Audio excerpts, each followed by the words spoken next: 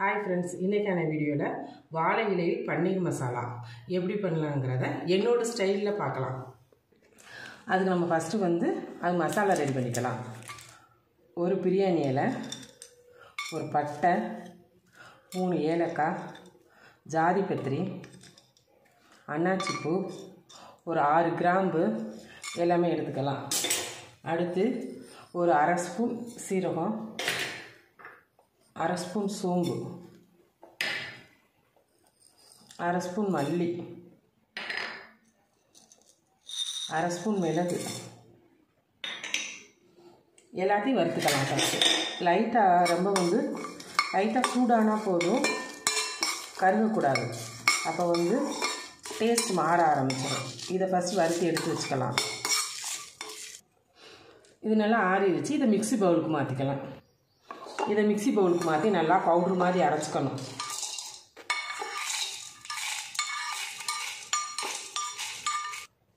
இப்போ மசாலாவை அரைச்சிக்கலாம்.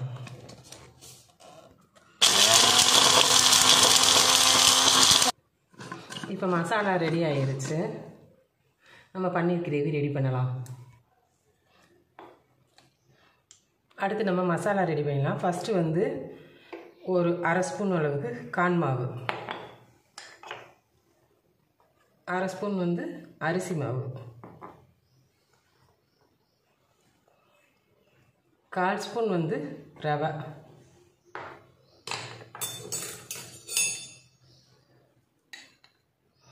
1/2 ஸ்பூன் மிளகாத்தூள்,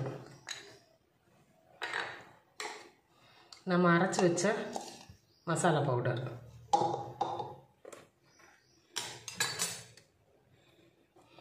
ஒரு 1/4 ஸ்பூன் இஞ்சி பூண்டு பேஸ்ட்டு, கொஞ்சமாக மஞ்சள்தூள், ஒரு 2 ஸ்பூன் தயிர்,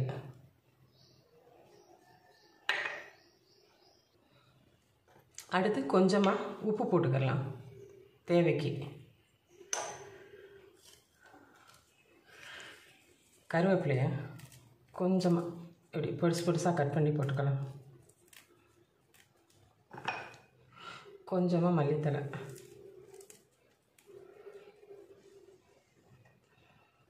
அவ்வளோதான். எல்லாம் இது எல்லாத்தையுமே நம்ம மிக்ஸ் பண்ணிக்கலாம். ஃபஸ்ட்டு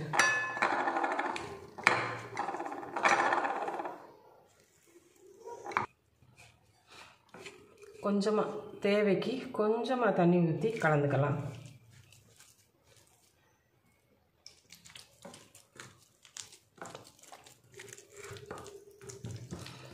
இப்போ மசாலா ரெடி ஆயிடுச்சு. இந்த அளவுக்கு கொஞ்சம் ரெடி பண்ணிக்கலாம்.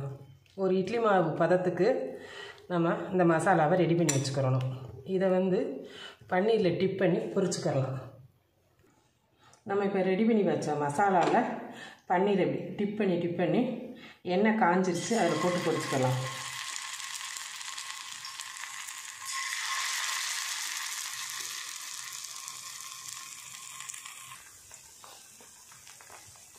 மீடியம் ஃப்ளேமில் வச்சு நம்ம நல்லா பன்னீரை நல்லா ரோஸ்ட் பண்ணி எடுத்துக்கலாம். ஃபஸ்ட்டு இப்போ பன்னீர் எல்லாத்தையுமே பொரித்து எடுத்துக்கலாம். எடுத்துகிட்டு அடுத்து நம்ம மசாலாவை ரெடி பண்ணிக்கலாம்.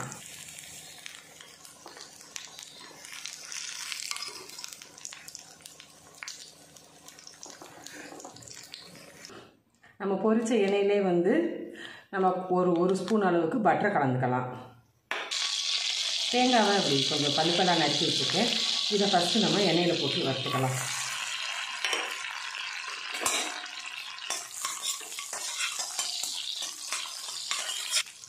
அடுத்து ஒரு மிளகாய் வத்தல், பிரியாணி இலை, கொஞ்சமாக சோம்பு, இதை போட்டு கொஞ்சம் நல்லா வறுத்துக்கலாம். பொன்னிறமாக வறுக்கணும்.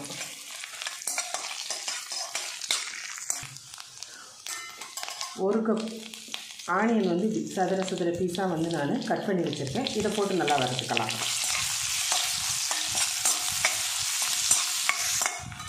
இந்தளவுக்கு ஆனியன் வதக்கினா போதும். அடுத்து நம்ம ஒரு தக்காளி அப்படி மாதிரி கியூபாக கட் பண்ணி வச்சுருக்கேன். இதை சேர்த்துக்கலாம்.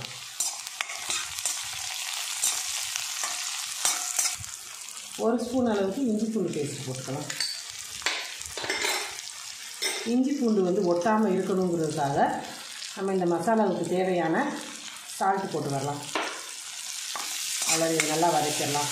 இஞ்சி பூண்டு பேஸ்ட் வாட போகிற அளவுக்கு நல்லா வதக்கிடணும் ஃபஸ்ட்டு. இப்போ நல்லா தக்காளி வதங்கிடுச்சு. அடுத்து வந்து கொடை மிளகாவை இப்படி வந்து கட் பண்ணி வச்சுருக்கோம். இதையும் நம்ம சேர்த்துக்கலாம்.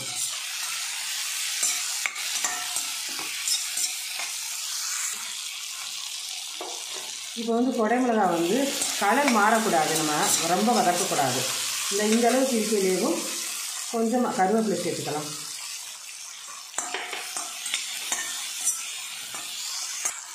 அடுத்து ஒரு தக்காளியை வந்து நல்லா பேஸ்ட் போட அரைச்சி வச்சுருக்கேன், அதையும் இதில் சேர்த்துக்கலாம்.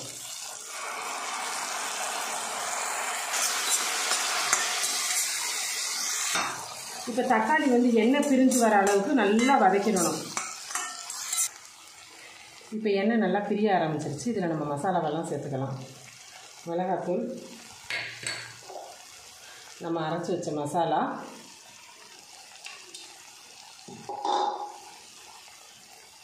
கொஞ்சமாக மஞ்சள் தூள், இதை நல்லா கலந்து விட்டு கொஞ்சமாக தண்ணி ஊற்றி நம்ம வேக விடணும்.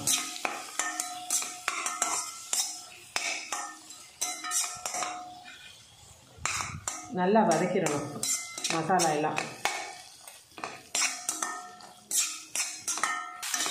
மசாலா பொடியெல்லாம் போட்டதெல்லாம் நல்லா வதக்கி விட்டுட்டு பழையபடிக்கு நல்லா எண்ணெய் பிரிய ஆரம்பிச்சிருச்சு. இப்போ கொஞ்சமாக தண்ணி சேர்த்துக்கலாம். அவ்வளோதான், இதுக்கு மேலே சேர்க்கக்கூடாது. கொஞ்சம் நேரம் வேகட்டும். இப்போ நல்லா அந்த கிரேவி ரெடி ஆகிடுச்சு. இதில் வந்து பன்னீரை நம்ம பொரிச்சு வச்சுருந்தோம்ல, அந்த பன்னீரை சேர்த்துக்கலாம்.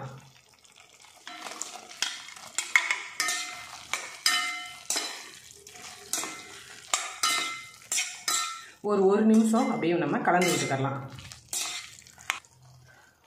இப்போ கொஞ்சமாக மல்லித்தழை சேர்த்துக்கலாம். அடுத்து வந்து கொஞ்சம் கஸ்தூரி மேத்தி, இதையும் கலந்துக்கலாம். அவ்வளோதான்.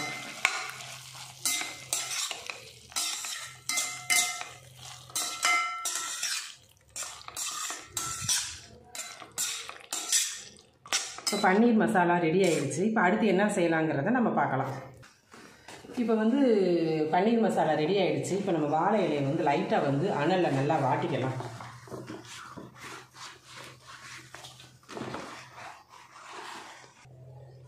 இப்போ வந்து வாழை இலையை நம்ம வாட்டி நல்லா இப்படி வச்சுருக்கோம். இதில் வந்து நம்ம ரெடி பண்ணி வச்சுருக்கோம்ல பன்னீர் மசாலாவை, அதை நம்ம போட்டுடலாம். பன்னீர் மசாலா கிரேவியாக ஃபுல்லாக நம்ம வந்து வாழை இலையில் போட்டுட்டோம். இதை வந்து நம்ம நல்லா மடிச்சுக்கலாம். இப்படி மடிச்சுட்டு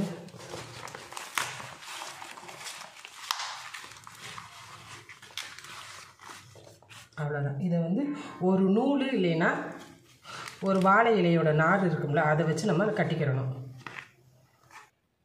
தோசை சட்டி நல்லா காய வச்சுட்டு கொஞ்சமாக எண்ணெய் ஊற்றிட்டு அப்படியே நம்ம ரெடி பண்ணி வச்சா வாழை இலையை அப்படியே வச்சுருவோம். இப்போ நம்ம வந்து அப்படியே பெரட்டி போட்டுக்கலாம்.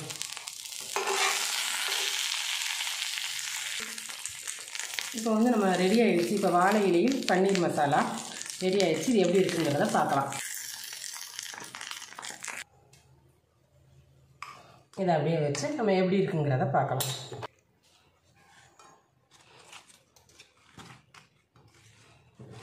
நல்லா இப்போ சூப்பரான ஒரு வாழை இலை பன்னீர் மசாலா ரெடி ஆயிடுச்சு. இது நீங்கள் உங்கள் வீட்டில் செய்து பார்த்துட்டு எப்படி இருக்குங்கிறத சொல்லுங்கள்.